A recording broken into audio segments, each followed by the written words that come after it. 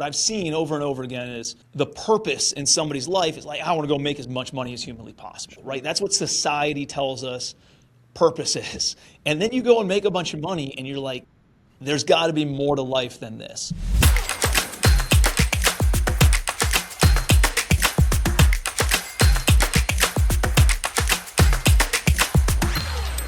I'm Rich. Now what? What's up, Tim? What's up, Mark? Dude, excited for our topic today and next week, two-parter, and we got some really, really good stuff going on. But I know you're heading up to Ohio for the summer, so am I. We got some good things happening on the personal side. You got any travel plans this summer? I do, man. I got some stuff we're doing out in Wyoming. We're going to go take the kids out there, hang out at a pretty cool ranch, and then we got another place we're going to check out, Mount Rushmore and all that stuff. So, 10 or 14 days. I don't really plan, as you know, I don't really plan that stuff out too much, but we'll start it off and see when we want to come home and come home when we're ready. But yeah, that's going to be in August. Got some cool stuff planned in July 4th with my parents. I do family trips like we talked about, but taking them out to do some stuff on July 4th week for an Evans family trip on the lake. Got a nice lake house and all that stuff. So what do you got going on, man?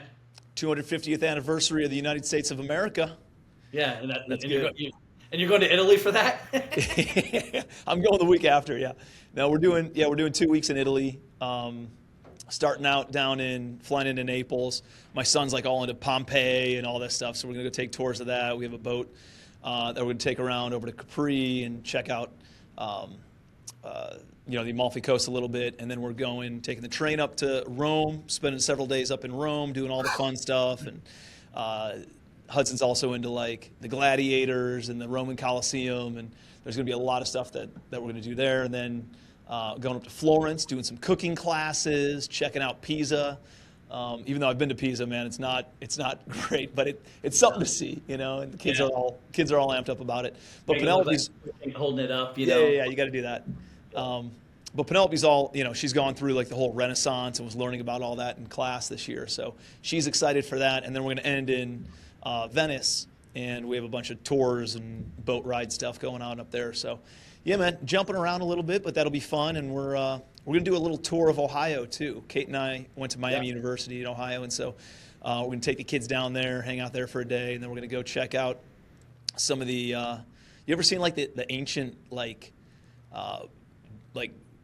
burial mounds and stuff? Or I don't know if they're burial mounds, but like there's like the Great Serpent Mound in southern Ohio. It's got all these archaeoastronomic alignments and pretty crazy stuff. Yeah, so we're going to go do that, and then we're going to go down to there's an area called Hocking Hills that does a bunch of like really cool caves and some really, really nice Airbnbs and stuff down there that we're going to go stay in for a couple days. Go do some camping, do some kayaking, and all the fun stuff. So, dude, I grew up by Hocking Hills. I grew up 25 minutes, 30 minutes from there. Oh, did you? So, yeah. We did our last family trip out there as well.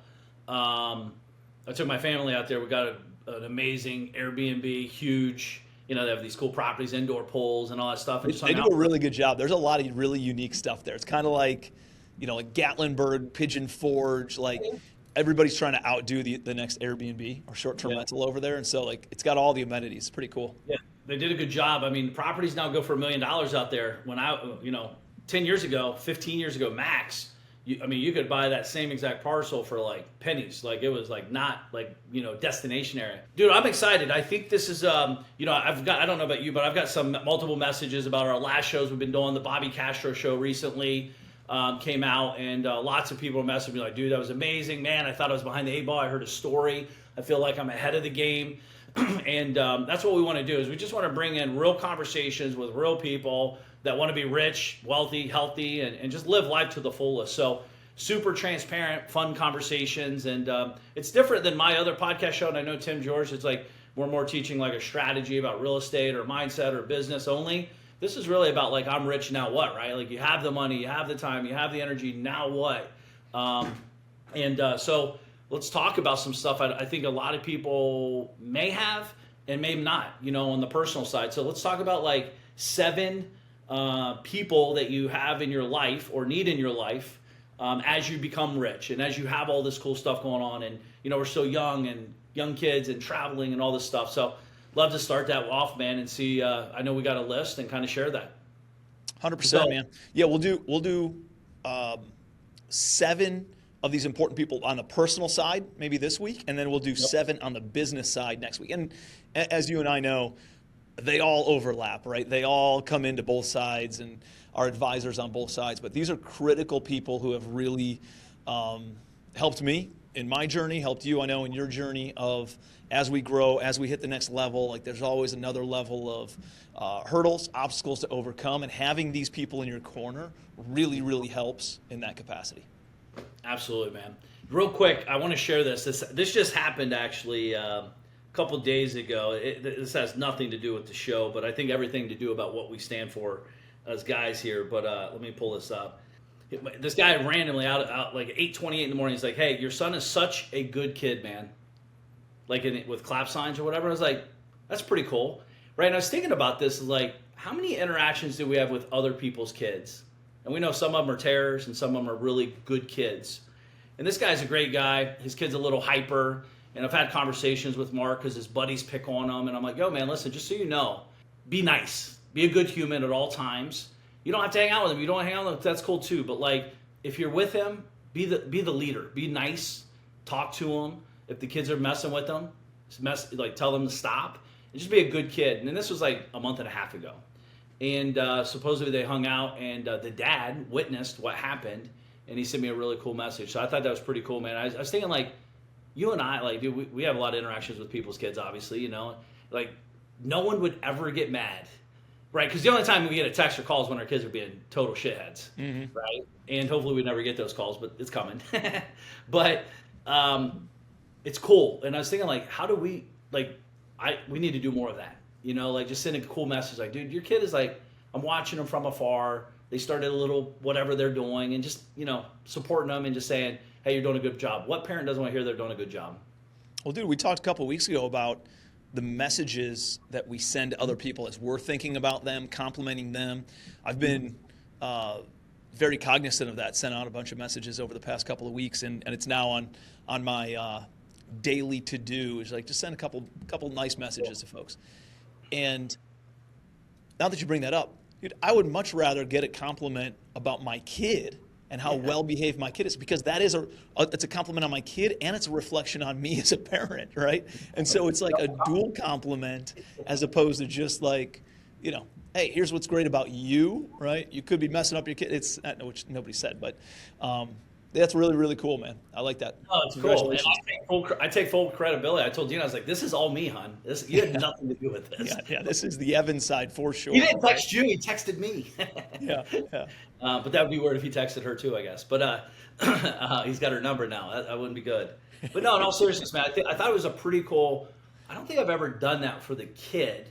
But I started thinking about it. I was like, man, I've done it since then, since I got the message. Because I know it's like one of the most powerful, like it made me feel really good.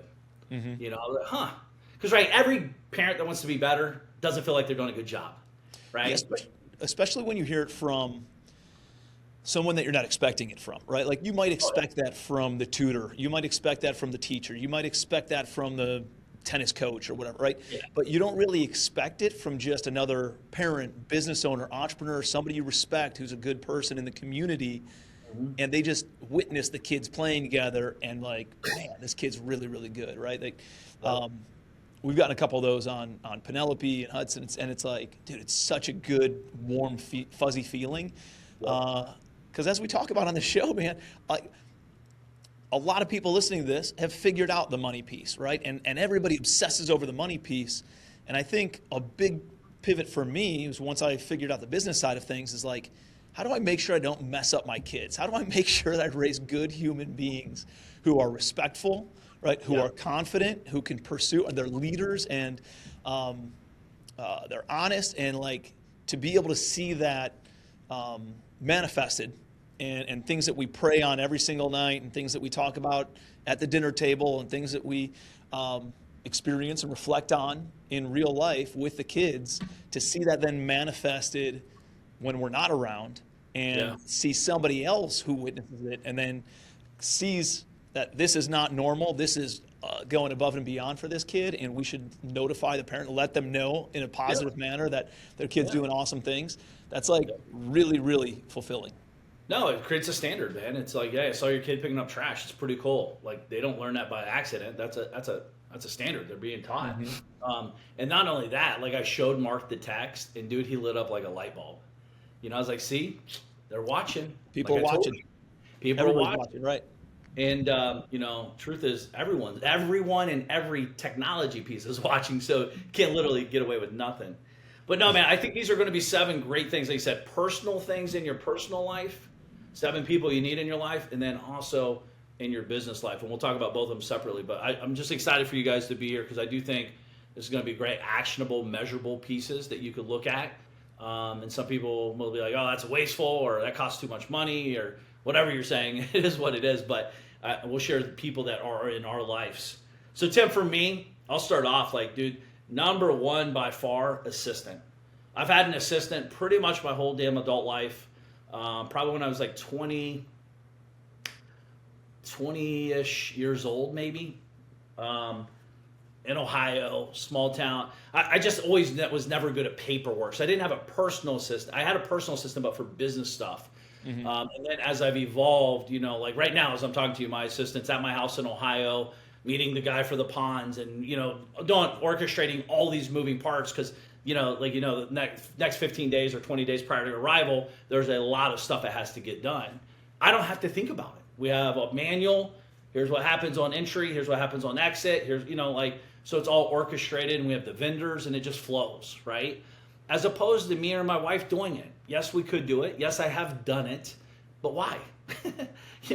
Invest in time. Invest in peace of mind. And I've always seen an assistant as a great asset, not just to me, but also to my family.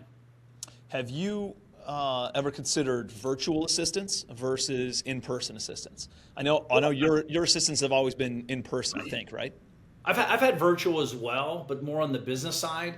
The problem with virtual, I need people to meet people at projects, right? So in Ohio, if you're virtual, like both of my assistants live in Ohio, right? I have one main one, and the other one's kind of like part-time help on the backside for the assistants for the assistant. As you know, Aaron and Kim are awesome, but the virtual thing is cool if it's stuff that you don't really need to meet people and touch. I don't really like that for me. What I found best that works for me is an assistant that rolling with me side by side. There is a place for them in business, though, for sure. But on the personal life, I personally like the person to person thing. They become a family member. Kim's been with me years now. She's talking to my parents all the time. Like, dude, it's wild. So. And she does stuff on both the personal and the business side for you, though. Yeah, she does, but she's definitely way more valuable in the personal side than the business side. Yeah. Dude, my thing is, actually the first mastermind I ever went to at your event in February of 2015, Yep. I remember I had 100 rental units. I had no employees. I'm just burning the candle at both ends, trying to make ends meet, trying to figure things out, working tirelessly. And I show up, and I don't know what I don't know. And I show up in that room, and I don't know, there were 15 guys there or something, all entrepreneurs, different levels, different parts of the country. And we're going around the room, and I didn't go until day 2. And I was like, oh, man, there's all these different issues that everybody else. I was like, I didn't even know that was a problem of mine, and I have that problem too. And when it came to me, I was like, I don't know what to do. And the answer was hire an assistant. People ask me all the time, at masterminds, coaching type stuff. It's like, who should my first hire be? It's 100% every single time an executive assistant. One, to take all the paperwork, all the non-revenue generating activities off your plate, but also do a lot more on the personal side, right? You can become a better husband, a better dad, a better friend because you have help planning these things, getting the reservations, handling the flight bookings, handling the Airbnb bookings, handling all that different stuff. And I remember, man, walking away from that, I was like, oh my gosh, I don't know how I could, I think I just made a little over $130,000 the year before. And like, yeah, you got to hire an assistant for, back then it was probably $3,000 a month or something, $36,000. I was like, 36 grand, that's like a third of everything that I made last year. And I remember, I think it was you saying, dude, it's not 36 grand, it's $3 grand a month. Try it for 2 months. If you don't like it, no worries. Like, you didn't risk $36,000, you risked $6,000, right? And you go back to banging your head against the wall. And I did it, dude, and I remember the next 10 months from hiring that assistant and me being able to go focus on revenue generating activities. And we're talking more business side, but also elevating relationships and elevating lifestyle by doing this. Because I wasn't doing the stuff that I hated doing anymore. Dude, I tripled my income. I made $400,000 in the following 10 months, all because of that. And yeah, I think that's a foundational thing everybody must have. My issue is I hired an assistant. They're now, then they elevate into different roles in my organization because they stay with me and they grow with me, and I'm bringing them out to projects. And so now they're like asset managers and C-level executives or mid-level management and stuff like that. And I always have to backfill because I'd rather backfill an assistant, right? That's an easier role to fill than some other things. But I actually don't have an assistant right now, and I desperately need one. And I like the in-person too. So that's on the short list of hires that I need to make before in the next 90 days or so. Yeah, would you hire in the Carolinas or Ohio? Where would you want your assistant at right now? Yeah, I'm mostly in the Carolinas, so it would probably be in the Carolinas.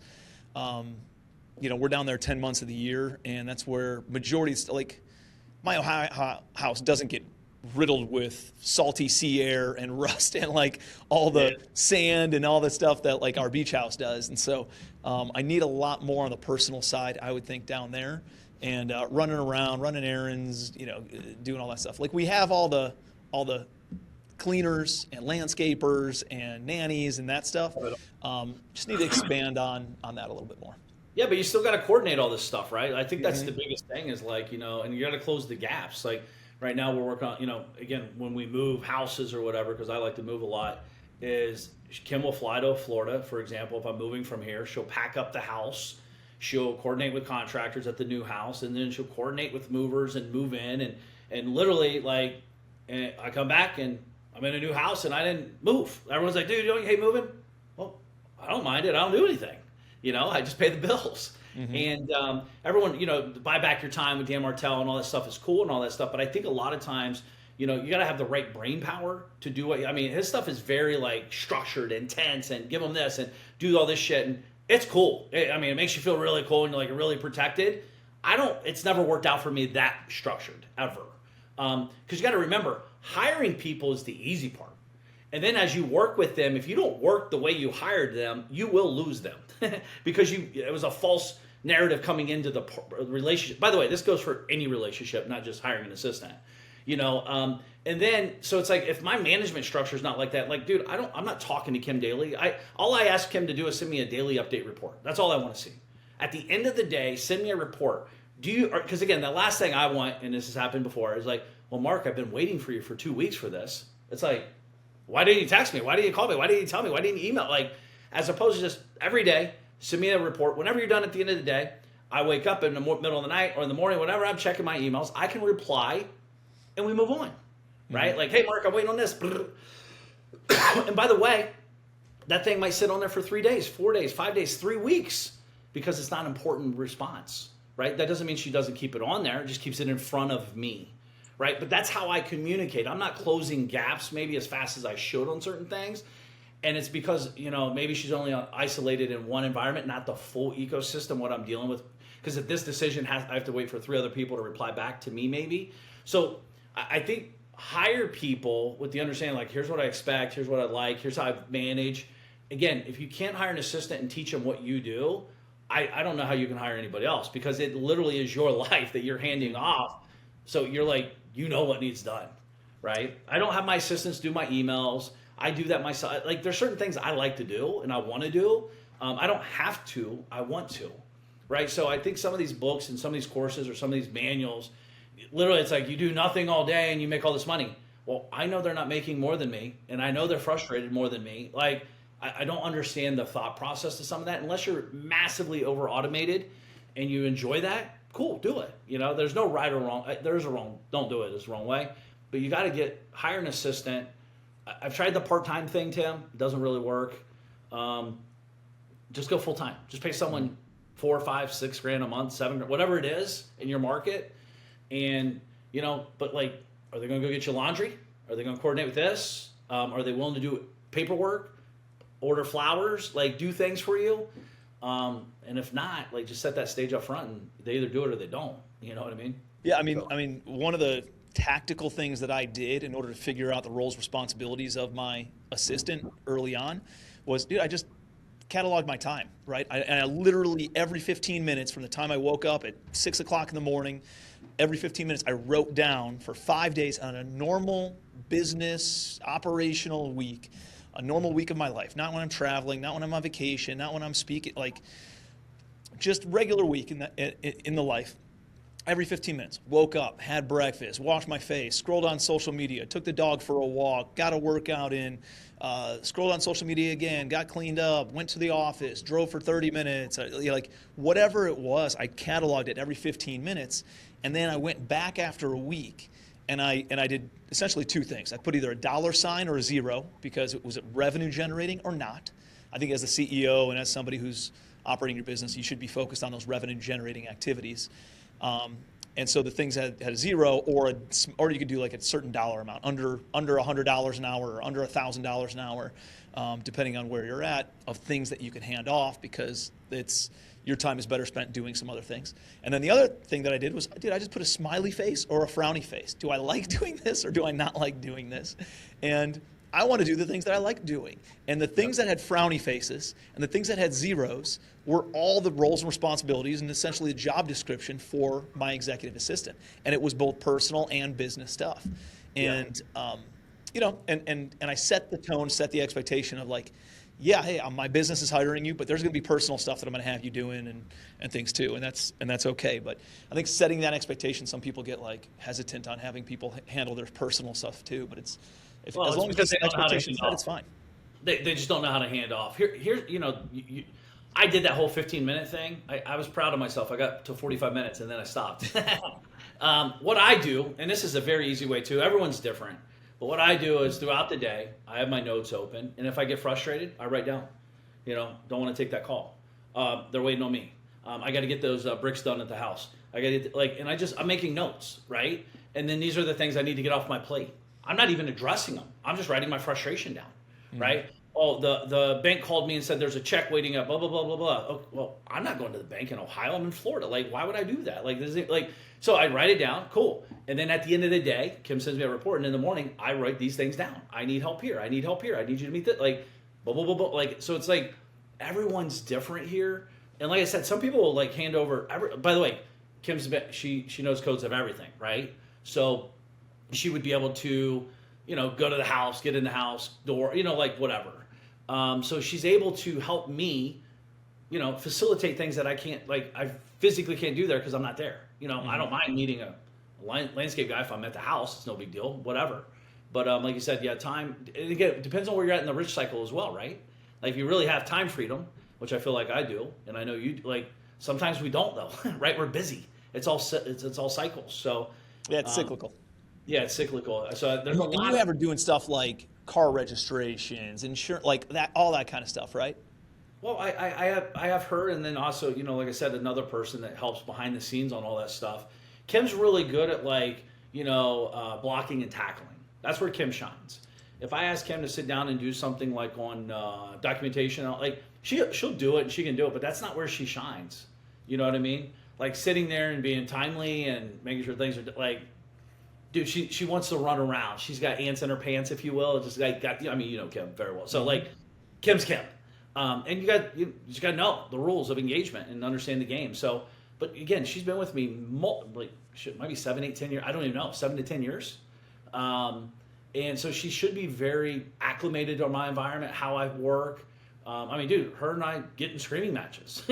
You know what I mean? Not like being jerks or anything, but we both passionately care about the end goal. So it's you got to find someone that wants. And by the way, this is huge, and this goes for anything in your business or life. I'm not hiring you to do a job. I'm hiring you for a career. It's a drastic different conversation. Yep. A different entry. This is a career. I want you to be here forever. I want you to share with me your goals, your dreams, your plans. It's not just about me, because you make my life easier, I'll make your life easier. You know what I mean? So, that, by the way, this should be with everybody you hire, as opposed to like, oh, this is just a job, come in, clock your 8 hours, and good luck. No, dude, like, I know everyone talks about like, oh, I don't want to be too close to these people. Dude, I want to be close to everybody. I mean, it's my life. It's my business. Why wouldn't I be? And I understand where they're coming from, but like, it gets way more challenging the bigger you get, though, truthfully, if you're a personal person. But yeah, man, so assistant, get one. You'll enjoy it. I like that.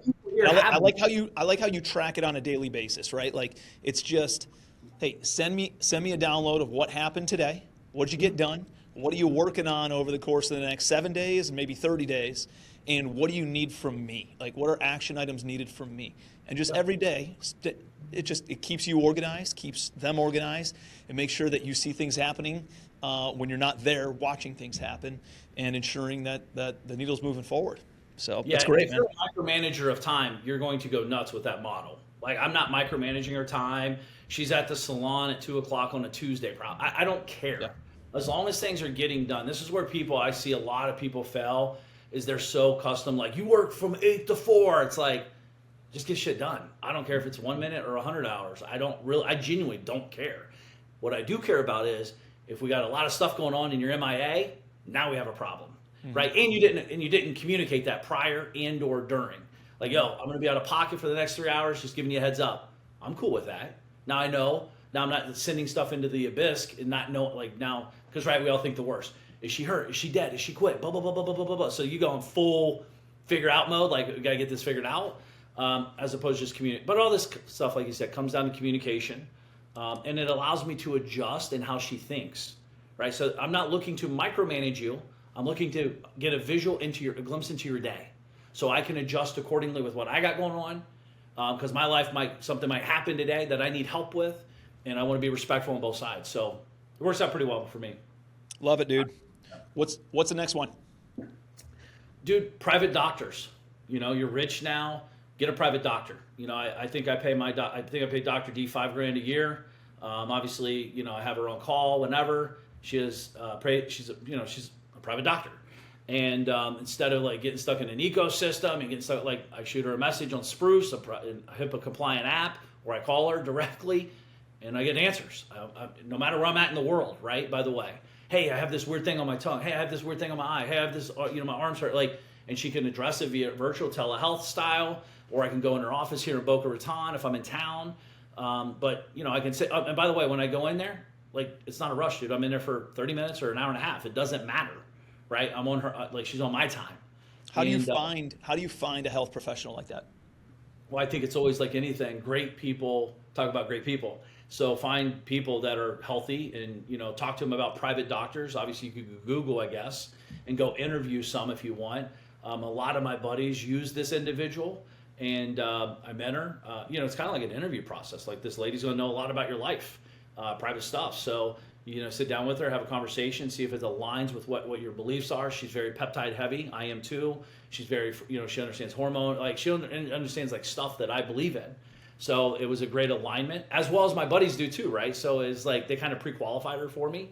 And she's been my private doctor for a decent amount of years now. But there's nothing more powerful than knowing whatever's going on. I could text someone and they'll actually answer and text back with a solution, right? And, I got a shoulder issue going on now. And I literally said, hey, do you know an ortho? She said, yep, call this guy. If he doesn't answer, call me. I'll make it happen. I'll get you in there today. Right? As opposed to like, schedule a time 13 weeks from now, whatever. Like, she is the private doctor. She will make a personal call, and she will put you in that room today. And, dude, and that's the difference, right? That's the difference between, having somebody that you just kind of know versus having an actual private doctor, like, on retainer. Which 100%. At $5,000, that's really not that much, right? Yeah. You get a sinus infection. She calls in some meds for you, antibiotics, done, right? You don't have to worry about any of that kind of stuff. Yeah, she's like, where you at? Ohio, cool. Are you at the house? Are you at this place? Are you at that place? Cool. She knows exactly what pharmacy to send it to if I need that stuff. And she pushes a button, and 1 hour later, I got exactly what I want from afar. Dude, it's amazing. I didn't even know it existed for years, So I don't personally use insurance. I cash pay everything, honestly. I have insurance just for catastrophic situations, but guys, you're rich. use the money. I know a guy very wealthy. He still uses his insurance and complains about his $50 deductible. It's stupid to me. I'm like, dude, go get a private doctor. You have 4 kids. You have like, what are you doing? And he's very wealthy, and it's just he's very old school in the system, you know. And no, by the way, all he does is complain about the shitty doctors he's got to go to because it's in his network. Like, I'm going to the one I want. I don't care about the network. I'm paying cash. What you guys may or may not know, you pay cash, you actually get a discount because they actually get paid today. They don't have to wait 9 months. They don't get a 40% discount from insurance. They're paid today. They will always give you a discount, by the way. Always get a discount. You don't have to ask for it. They'll give it to you. You know what I mean? So, and I'm talking chiropractic, all these people cash pay for this stuff. And I'm not saying be reckless with money, and if you have a great system and it works for you, keep doing it. But private doctors, I think, is a super hack, honestly. Love it, man. Love it. Yeah. What's number 3? Dude, so a hitman? Is that one of them? No. You said 2. That one might be aligned and in tied up with a personal assistant. Hitman should be very high on the list. Well, dude, Kim might be the hitman for me, actually. I would not want to cross paths with Kim in a dark alley, that's for sure. Yeah, I've seen her. She gets scary. No seriousness. This is interesting to me. So, travel connections. What I mean by that, so I'm in Florida. My parents and my sisters and a lot of people I care about live, 2.5 hour flight away. And I run these scenarios in my head. Anytime I'm traveling, anytime I'm anywhere in the world, I think about, what if you get that call? Tim, it's the end. You got 4 hours to get here, and we got to pull the plug or do this or do that, right? It sounds like morbid, but this happens. This is a real story, and I'll share with it in a second. But I have 3 guys I've rented private jets with, 3 companies, and actually individuals that own companies. I could text them right now and literally have a plane lined up in 45 minutes or less. Pretty much anywhere that's semi-accessible, especially in Florida, right? It'd be in Miami, Palm Beach, Lauderdale, Boca. It's very easy here compared to and in Cleveland. That kid you went to high school with, I use their jet company, SkyQuest. So I could text these individuals and make that happen, right? And again, forget about the money. The money is not the problem at that moment. It's time and or running out of time, right? So I had a guy call me, this is probably 2-3 years ago. He's like, yo, man, my brother's in Bahamas, and unfortunately he's going to die. And I need to get there quickly. And within hours kind of thing. And I was like, cool, here's 3 guys, call them now. Get whatever you need to do, get there. Well, dude, I haven't talked to him. I thought he took care of everything and blah, blah, blah. I saw the post, the rest of peace, this and that. And I talked to him a month, 2-3 months later, and I was like, how'd it go? He's like, dude, I didn't do it. I'm like, what do you mean? He's like, it was $16,000. I'm like, okay, who cares? You're not calling for price, you're calling to get there. And I just play that scenario because, dude, I could not imagine the weight and the sadness I'd have for the rest of my life if I knew I had the financial means and the connections to get there in time to say goodbye. Mm-hmm. To me, that is by far one of the best things about being rich, right? Right. And I'm not just talking rich in dollars, rich in mindset, rich in understanding what we're talking about. Because that guy has the money. He didn't have the right mindset. He thought it cost money. And money's not even in the conversation. So I think having connections like that is really cool. And you got to forge these relationships over time. Hopefully I never have to use it for me. Mm-hmm. However, if you need it, right? I want to be that guy people text and say, yo, I need help. I could be the conduit of that connection. And that's what we all are here listening. We all are conduits of something with people that we know and have built great relationships with, and we can speed up time. Mm-hmm. So I think about that a lot. Yeah, I think that's one of those good to have, right? Catastrophic insurance. It's almost like that, worst case scenario, I've got it. But you and I utilize concierge travel services all the time just to reduce headaches and reduce structure and having I really enjoy traveling, and I really enjoy planning the travel. It gives me something else to look forward to as I'm doing some stuff. But I don't like how much time it takes. I would like a funnel of top 5 things, top 10 places, top 10, whatever it is, to refine it. And then I say, I want to do this, this, this, and this. And then they go and execute. They go and lock it all in. And, there's a couple travel services you and I have used in the past. Your big trip around the South Pacific and Asia and stuff last year. And then on my travels, both to Europe last year, we're doing some European travel this year, several different trips, actually 2 trips to Italy, looking at doing Iceland over New Year's. And then next year in, fall of 2027, we're planning on doing Europe for 4 months, and then South America for 3 months, and then Australia, South Pacific for another 3 months, and just taking the kids out of school, homeschooling for that year, and just traveling around. So like this concierge travel service costs $5,000. I pick up a phone, dude, they tell me the best flights, how to book it. They send me like a loom of exactly how to handle it, or they'll handle it on my behalf. They'll tell me how to get it with points at the best hacks of that, or the best dollar price if I'm paying cash. And it just makes things so much easier. And they've traveled, right? Like they've been to all these different places, so they can say, hey, if you don't want to do the touristy thing, and you want to go have some authentic food, or you want to go like see the behind the scenes part of this town, dude, go and try this area or try that restaurant. And from a lifestyle perspective of optimizing travel and optimizing fulfillment in your life, this is like a critical person on the personal side for me too. It's a no-brainer. We were in Australia. We're getting VIP. We're doing VIP behind the scenes at the Australian Zoo. Like Sydney, Australia Zoo. So we're in there with koala bears. Like no one's in there. The gates are locked. Like going underground and going behind the scenes. Like it's, I mean, again, why are you going out and getting all this money if you're not using it to do enjoyable things? Mm-hmm. It's like wild to me. So it's good stuff, man. I think everyone should do that. I think everyone needs to have, like you said, that travel connection. Fiduciary, Tim, that's a big one. Most people here are hard-charging business entrepreneur guys and gals, which sounds cool, and it is cool. But what if we unexpectedly die, or if we die expectantly? Who's handling the affairs, right? So you have to forge that relationship, someone that understands, because the sharks will come out. When I die, the sharks will come out. They'll be like, oh, Mark owes me money. Oh, Mark did this. Oh, Mark said that.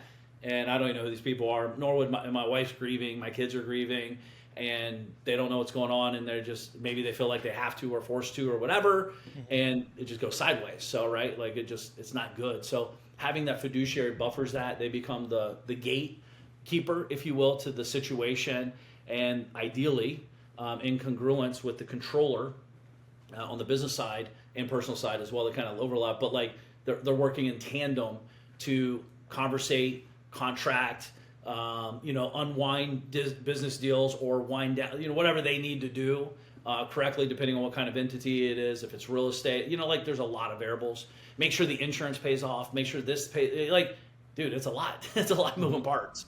I know it doesn't feel like it sometimes when we're doing stuff, but like it's a huge, huge relief for you as an entrepreneur to know that someone's in place to do that. I think I paid like $5-ish grand a month for this individual, and their job is simply to know what's going on, kind of where things are at. If this happens, do that. If this happens, do that. And they're available, right? We meet once a month. We have a conversation for 30 minutes. We obviously can communicate anytime we want, but like it's really there just it's kind of like an insurance policy, truthfully, dude. Well, they do a lot of stuff for you beyond that, like on an ongoing basis too, though, right? Like if you want them to, right? Yeah, they help you review some deals. Yeah, connecting you with tax strategists, or connecting you with other ideas or professionals in whatever capacity on certain deals that you're making, and reviewing contracts and some of that stuff. And so I've seen it anywhere from $500 a month up to $5 to $10 grand a month, depending on where you're at on your journey, and how much wealth you have, and how much wealth you're trying to protect, and how much your needs are on an ongoing basis. But there's several companies out there. What would you say? Just Google search fiduciary, fractional fiduciaries or something along those lines. Yeah, I mean, just pops up. Yeah, you got to find a fiduciary. Number one, fiduciary is a very loose term, so you got to make sure they're the right ones. But fiduciary is simply meaning that they legally are not supposed to make money. I'm not saying they don't, but they're legally not supposed to make money off of any recommendations and such. Typically, a lot of fiduciaries, what they want to do is get a piece of the, say if you're worth, $20 million, they want to get 0.5 or 0.75, percent of that yearly fee on top of a monthly fee, right? So they want to invest that money or have access to it to do things to help you, protect you, whatever they say. I personally don't use them for that. I manage my own money with my own teams and my own businesses, stuff like that. But yes, they will look at, like you said, contracts and all that. But yeah, you could go online and look. I personally I wouldn't trust anybody $500 a month, but you could. Maybe I just don't know they exist. But if you have real wealth to protect and all that, hit up your lawyer, hit up attorneys that you work with. If they're high level attorneys, they would know fiduciaries typically. M&A attorneys are dealing with fiduciaries. Insurance guys are dealing certain people are dealing with them. And all I'm trying to do is hear the same name multiple times. Houston Brotz, Houston Brotz, Houston Brotz. My clients, Houston Brotz, whatever. And then now I'm going to probably contact you and kind of see why everyone's using you. But again, like you said, if you're worth 10 grand, number one, I wouldn't even get a fiduciary. You have no money to do anything with. You have nothing to protect. But typically, Jim Do, he's the one. I think it's like 10 million minimum net worth kind of stuff. There's lots of different types of fiduciaries at different levels. Mm-hmm. Yeah, well, I know Garrett Gunderson has one. I know Jim Do has one. I know Jeff Soha has one. There's a few guys that I haven't heard his name for a minute. That's interesting. Yeah. They got some really good stuff going on, man, and having a lot of success in making an impact because it's such a desperate need, right? Like it's like having your own little family office without having the overhead of a family office, right? Like if you truly want your own family office and you want to hire all these different business executives, a chief legal officer, chief financial officer, essentially a chief investment officer, like all these multiple six-figure salaries, it could be in the millions of dollars a year in order to run your own financial, your own family office. And so these guys have kind of a fractional family office structure for a fraction of the amount of money, right? And so they're available for you if you're in that, 5 million, 10 million usually is probably where I'd say it's probably starts, and then up to 50 million or more. And you spend 100 grand, 200 grand or whatever a year in order to then work with them, but then they have all these resources and they're helping you out with reviewing deals and tax strategy and all those kinds of things. And fiduciary, they're supposed to be looking out for your best interest, right? They can make money as long as they disclose it, but if they're making money without disclosing it, that's not looking out for your best interest, and they can get in a lot of trouble for something like that. So just be aware, but I like the fiduciaries that are fee-based. I don't want them making a bunch of money off of my money because I want to know that they do have my interests at heart, right? That they have my best interest. This is going to be the best thing for your money. This is going to be the best thing for your tax situation. This is going to be the best thing for your long-term wealth building, for your current cash flow, for your current whatever, insurance and everything else. So, yeah, man, I think a fiduciary is a big one. Yeah, just know why you're hiring them, though. Like I said, I'm using it more as a buffer for the situation with my wife and I. That's the main thing. And then obviously, if you get the right one, they do have discounts and opportunities on the backside. They can save money. They can kick their fee into the deal where they actually don't pay a fee, so it reduces costs on certain things that they offer. So, don't look at it as an expense. Look at it as a great investment. But just make sure you understand. Well, by the way, if you guys are using a fiduciary, anybody, let us know who you're using. Shoot us a message on social media. Let us know. And not only that, if you are a fiduciary, you should probably hit us up because we do have a pretty amazing audience. Lots of people are probably investing in fiduciaries right now listening to this, and you're missing out on that money. So let us know. And obviously, we got to qualify you, make sure you're a good fit. And that's another thing. Make sure you're a good fit. Like if they're not an entrepreneurial type of fiduciary, I'm out. Like they need to understand how my brain works and crazy and I am and all that. So, so good stuff. All right, so personal trainer, Tim. Yeah, on the health side of things, going back on that, just having somebody you can jump on a phone call with and say, hey, man, what protein should I be? Like, help me out with my nutrition. Help me out with my daily routines. Hey, I hurt my shoulder, hurt my elbow, whatever it is, and I can't work out. Give me another routine. Like, how do I keep the momentum going in a lot of this stuff? And so I know you and I have both worked with Frazier. We've worked with Benazati. We've worked with a handful of different guys on that side of things. My good buddy Gunnar is here locally that my wife works out with. I work out with them once in a while. And just those types of folks are always having the conversations on the health side of things, on both nutrition, on body movement, on stretching, on sauna, on ice baths, on all the different lotions, potions, cream, like all that different stuff that's working or not working, and what they're seeing, and what's clean or filled with toxins and stay away from. And we're very conscious of healthy food and whole foods and things like that make a big impact for us and what we're putting in our bodies and what we're putting in our kids' bodies. And so this is one that we lean on a lot. Yeah, it's easy. I mean, again, you could hire someone an hour a week, an hour a month, depending where you're at in the journey, right? Bring someone over to your house and say, hey, look at my pantry and and make me healthy, and they're going to pretty much 90% of your pantry, if not 99% of it's probably going to get all thrown out. But they're going to get you back on track. And more importantly, you can tell them what kind of palate you have. Here's what I like. Here's what I don't like. Here's what I'm allergic to. Here's what I'm not allergic to. Blah, blah, blah, blah. Like if you're single, 4 kids, 5 kids, it doesn't matter. Like just tell them and then they can start stacking it. This does not, I think the biggest thing is this does not happen overnight. This is a process. This is a forever journey because you're going to eat forever until you die. Mm-hmm. So it's constantly, you have stuff in front of you. We go through fat phases and, healthy phases. But the key is kind of get like a happy median. More importantly, just kind of know what you're putting in your mouth. Even it's a decision, right? Like at least be an educated person, knowing if I eat this, here's what it's doing, as opposed to just eating aimless, like, oh yeah, Cheez-Its must be really good for you. They taste so good. Well, typically if it tastes really, really good, it's probably not so good. Mm-hmm. Not to say there's not good foods out there that are healthy. It's just you have to retrain your palate, and it starts with the mind to the taste and everything else. But they'll help you, and it's like just to have someone. Hey, I'm at a restaurant. Here's like send the menu in, right, Tim? Hey, I'm going to a dinner meeting. I'm staying on track. I'm trying to stay on 1,800 calories, blah, blah, blah, macros. Shoot the menu and say, tell me what to get. I don't even have to think about what to get. He knows what I like, don't like. And they say, order this, do this, take that off, add this. Done.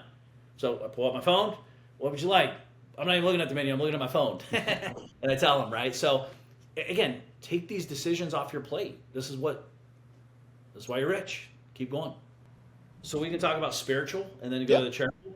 But the spiritual one is cool. Like, depending where you're at in the journey. I know one of my great mentors, he didn't discover God until he's in his 50s, worth billions of dollars and 50s and, really opened his eyes to wow, I'm very blessed kind of thing. He was just, because he'd come from a different world and just worked really hard and just never put thought into it, just kind of whatever. But, whenever it catches you and hopefully sooner than later. But finding someone to ask those questions, why this? If God was so good, why does this happen to kids? Just ask the questions to kind of understand, and it's okay to be mad. It's okay to ask questions. It's all entrepreneurs do that, by the way, right? We all ask questions. Well, why? We're like a kid. Hey, Daddy, lights on. Why? How? Why? How? So we need to do that. And I think as you get close, as we get older in age and mature, I think understanding kind of how we're all here, it is pretty amazing. You look outside, it's wow, and we get to live this life. We don't have to, we get to. And a lot of cool stuff has had to happen for us to even be in this moment listening to our voice right now. Think about that. Dude, I think about I could have been dead a million times. I could have never even been born, And by the way, if you have not so nice parents or great grandparents or grandparents, well, without them, you don't exist. So appreciate it. You don't have to like them, but appreciate it. Thank God they lived and they're alive and they are good or bad or whatever it is. But without them, I'm not here, right? And just acknowledge it and move on. I think a lot of people carry a lot of weight. So what I've seen on the spiritual side, don't go down the dark path, by the way. I think that's where people get in trouble, and that's what they want you to do because it unlocks all these doors and we're all we're all problem solvers, but we're trying to solve problems that we can't solve. It is what it is. As a kid, lots of bad things have happened to people, certain things, all stuff they shouldn't have seen or whatever. But I think it's definitely get it off your chest and close the door and move on. And if you truly, because again, I don't want to just be rich and all that, but I want to have peace in life, and I don't want to necessarily forget, but I definitely don't forget. But, define what works for you. But I think a spiritual coach can give you some guidance. Yeah, I think as you're growing up and as you're young and immature and not paying attention to stuff, what I've seen over and over again is the purpose in somebody's life is I want to go make as much money as humanly possible, right? That's what society tells us purpose is. And then you go and make a bunch of money and you're like, this is not real purpose. This is not the fulfillment that I thought I would get from making a bunch of money and pursuing business endeavors and building as much wealth as I possibly could and focusing on my balance sheet. There's got to be more to life than this. And what does that purpose-driven life look like? What does that fulfillment look like? It could be in different hobbies like travel, but especially as we get older, you start asking yourself more of the questions of why am I here? What is my purpose? What is my impact? And like, what happens, right? As I age, what happens after I age? You start thinking about these things. And the spirituality side of things I see gets much heavier as you get older in life. One of my good friends was always like, hey, you got to take the kids to church. You got to go and get them indoctrinated into making fun of it almost, of like going to church and being religious. I was like, dude, what's the difference? What's the delta? The difference is zero path to follow, zero doctrine, like zero good moral stories. And regardless of what your religion is, regardless of what your your philosophies are driven by some religions, but like there's a lot of really, really good stories and moral compass type things in each of the different religions out there, more so than having none and having to try to go figure it out yourself and then put those things in place, right? And so having something I think is really important. One of the things that we've leaned on, meaning Kate and I, on the spiritual side is that's also like our relationship coach, right? That's like who we lean on from a personal and marriage relationship. Like I remember early on in our marriage, we were having a little bit of clashes, like right when she got pregnant with Penelope at the first time, and we're early married and trying to navigate family and who we spend the holidays with and all this stuff and balancing time with different families, and we were having some issues, and we just reached out to our pastor and we said, hey, can we just go grab dinner, right? And we sat down and we talked through some things, and it's like almost like those marriage counseling classes that you have before you get married. A lot of times they're at church or wherever, and then you stop, right? You don't go there and you don't have those conversations anymore. Like that could be a great resource for you and your relationship on an ongoing basis. Absolutely, but again, just so we're clear though, we're talking about religion, not necessarily organized religion. There's two different sides of that game, right? The church and all that's organized. That's an organized structure. It's not good or bad. It's just there are differences. I can believe in God, but I don't have to go to church to believe in God. That's an organization. There's you got to just know what you're trying to accomplish. Like my wife is very big into Catholic Church. She takes kids every week, and I don't go every week with them. I just don't like the organization structure of it. It just freaks me out. That's more of my that's more me though, right? That's not and my wife's cool with it, right? Like she would like me to go every week, but like that's not where I shine, because I want to go there and learn. It's like, dude, I it's just different, I grew up, in a hillbilly Ohio, like Methodist, Baptist, just go and have fun and hang out. Kids are having it was drastically different than a structured Catholic church, Beautiful buildings. They have beautiful buildings by far. It's not like a Catholic church, but they got a lot real estate guy. Yeah. You appreciate that. I'm like, how do I get people to give me money and own this? Oh, wait, I could be the richest. And then not pay taxes on it. Yeah. I could be the richest entity in the world. This is a no-brainer. I'm in. But no, it gives it a bad rap. So, okay, cool. So speaking of that, the last part is charitable, right? I think you should have a charitable person that, we might be the hard drivers, make money, grow businesses, all this cool stuff. But I do know I'm all about the giving muscle and expanding that and leaning into it and growing from it, but helping out charitable organizations, people that know the ones that are good, that typically the good ones aren't big marketing companies that know how to market. They're just doing the work. Mm-hmm. So I like to have those on the grounds, the boots on the grounds, if you will, of people moving and shaking. So when I'm in Ohio, recently, last year I was home at a homeless shelter doing food with my son, right? Handing out food and all that. And it's funny because my buddy took a picture that actually introduced me to that church where we were doing it at. And I posted it because I thought it was pretty cool. Mark's there. He was very scared to go the first time, like very scared. And I was like, dude, listen, we're just going to go. If you don't like it, then as soon as we got done, he's like, Dad, when are we doing it again? When are we doing it again? That's cool. Because it's so different, right? He's never seen that kind of what happens in there, because there's 300 people, little kid, homeless shelter. So I got a lot of negative feedback. Like, oh, you're giving just to show off. It's like, what? That's what you got out of that?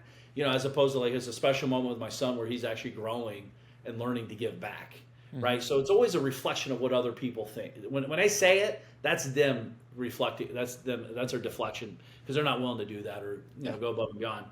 But I do think having that person, because there's a lot of bad charities out there too, or bad people doing charities disguised as charitable work. So having that person's helped me out a lot, Tim. I don't know about you. Yeah. So who is that person? Like, what is that person? What do they do? This is a phone call that you make, and they say, hey, here's a great organization you're looking to give. You're looking to participate. You're looking to give time, treasure, talent. Like, which one are you looking to give? And based on that and where you're geographically located, they're going to advise you on a couple of different opportunities. That's a great question. I mean, dude, I'm paying attention to people out there doing work, not talking about it, but sharing, right? Like, hey, I was at blah, blah, blah. Like, my neighbor in Ohio is 75. He goes and goes downtown Cleveland every third Wednesday of every month, and close food to the homeless. So I'm talking to him, and I'm like, cool, what else are you doing? Oh, this charity. He's connected. He's been doing it for 23 years. Like, he knows, like, what's going on behind the scenes.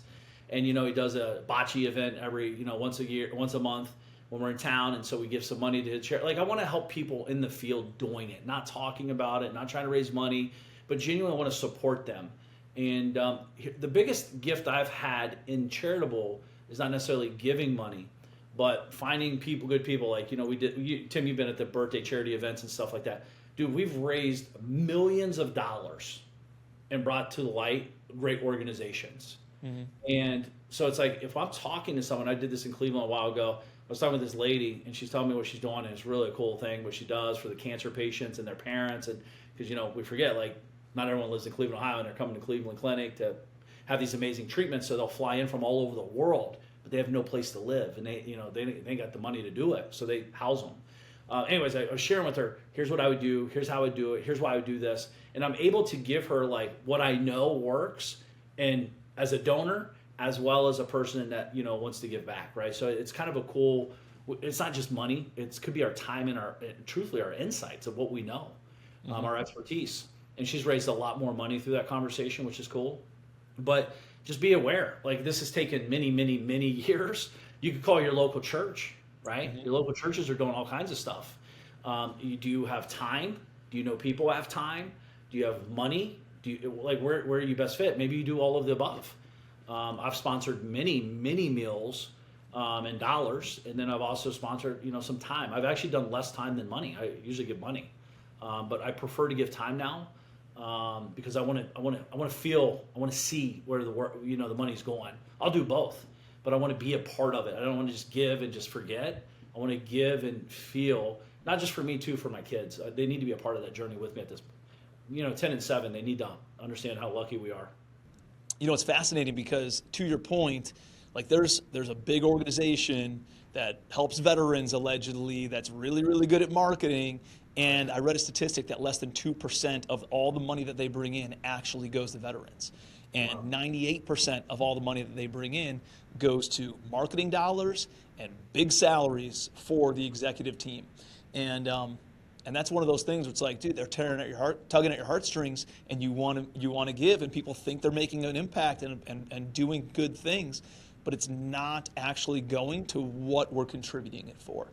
And finding some of those smaller grassroots types of organizations are a lot of times the way to do it. But we got to go do the work because they're usually not the business-minded, marketers that have their name plastered all over the place. So having some of these local connections, talking to your church, talking to other people who, might be going through some tough times. One of the things that we did a few years ago, and by the way, it could be donating to a charity. It could be just making a positive impact. Like, you remember a few years back when I got the suite to the Cavs playoffs. Right, and the Cavaliers with LeBron James, they're going to the playoffs a year after they won the NBA Finals the previous year. So this is, I think, 2017. And I didn't realize it at the time, but I got a suite that when you bought a suite, it was like $30,000. It was a big number, and you got the home games. And so you got for 2 home games at least. But if they played more than 2 games at home, and that series ended up going to 7 games. So they actually played 4 games at home, and I got the suite for the entire time for $30,000. So I went the first time with a bunch of business guys, and I was able to, like, have a little mini mastermind, charge everybody $2,000, and it paid for the suite, right? And then the second time, I just invited a bunch of my friends and family, and we all went and enjoyed it on the second game. And then I remember when the series got extended, I remember thinking, like, I've had a pretty awesome experience with my business buddies. I've had a pretty awesome experience with my family and friends. I was like, the luster of it has kind of worn off, though, and I'm not that excited to go and try to find 20 people to go and plug into the third game. It's almost become like a little bit of a job. And I was like, that's not fair to a lot of people who don't get this experience. You know what? What if we gave the seats away to somebody else who's making a cool and amazing impact in the community? And I put it out on social media, and I said, hey, I've got 20 tickets to this suite. I'm going to give them all away. If you know anybody in the Cleveland area who's a big Cavaliers fan and making a positive impact, right, doing awesome things for people, for the community, and trying to create a ripple effect of just being a good human with great intentions, please introduce them to me. I'd love to give them a couple of tickets to the suite. Dude, I got I think it was over 400 submissions of people who were like, oh, hey, send my grandpa, send my dad, he's the biggest Cavs fan. But like, there wasn't anything that he was doing positively, right? And then I'd get these other messages of like, hey, this kid who's 8 years old organized an entire pickup trash at his school, and then they went along the freeways and they did all this other stuff, and now they do it on an annual basis. And like, awesome story. Here you go, man. Another guy lost his daughter to a congenital heart defect, started a nonprofit organization to help other people, and like, this guy got nominated many times because he made so much good progress in the marketplace. I granted him 4 tickets. 4 tickets to the suite.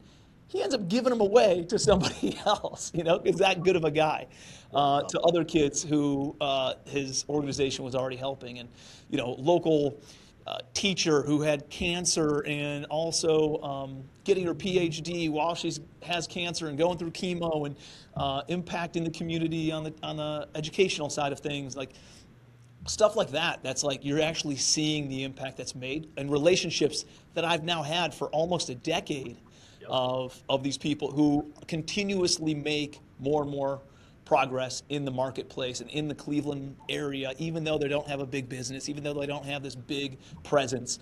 I have those relationships because of something cool that happened, an opportunity that occurred that a decade ago that we ended up, converting into a charitable type thing. And it was awesome for them. It's been awesome for me because now I have these great relationships. So it's like, what can you do, even if it's not at that level? What else can you do in order to develop the relationships of other people who are doing good grassroots charitable work in your community? Develop those relationships, support them with time, support them with money, support them any way that you can, bringing the resources that you do have. Like you and I, we've raised a lot of money for charitable. We can write $100,000 checks, but we also have this awesome community of other people who want to give, and we've created platforms for them to be able to do that, right? Exactly. And now we're able to raise millions of dollars instead of just writing a check ourselves, which we do, but even more so, we can bring that talent, we can bring that to the charitable side of things and make even a bigger impact. Absolutely. Not only that, if you're sitting here like, oh my gosh, I don't have 100,000, I don't have a suite, I don't have this. Well, you have Facebook and you have Instagram. You can share their post and get them eyeballs and exposure to your audience, to your friends, to your family members. You have no clue who's following you or if watching you, or it could get shared from someone in your network. So don't be lazy. Don't use this as an excuse. By the way, you're rich, so it doesn't matter about what we're talking about here because you're listening to the show. But you are rich with opportunity, right? So get out there and share it. Don't use it as an excuse to hold you back. But dude, giving muscle is probably one of the best gifts in the world that you could exercise constantly on. Give. Not, and by the way, save yourself before you save the world, because you can help a lot more people. But it's very powerful, man. Tim, this is an awesome show, man. I know we're running long on this, and we got another. We're going to share, guys, the 7 business people in your business you need to help you scale and grow and keep getting richer. That's the goal. We're going to be talking about that next week. So hopefully this is helpful for you guys. If there's anybody else that kind of comes to mind that you thought maybe we looked over on the personal side, shoot us a message. Let us know who you think who else would be a great resource on the personal side of things. We'd love to take a look at it. Maybe talk about it on a future episode and share. So thank you so much for being here. If you guys could, listen, we got nothing to sell. We're here to try to make a positive impact on you, so that way you can continue to make a positive impact in your community and across the board with all the people in your life.